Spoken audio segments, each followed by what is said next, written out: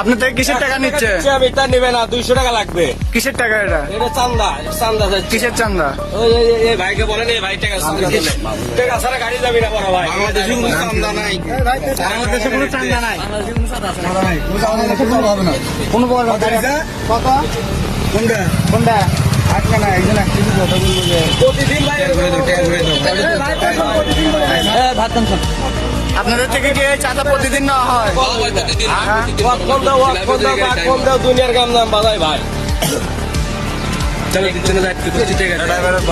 এই গাড়ি কতক্ষণ ধরে বসে আছে জানা?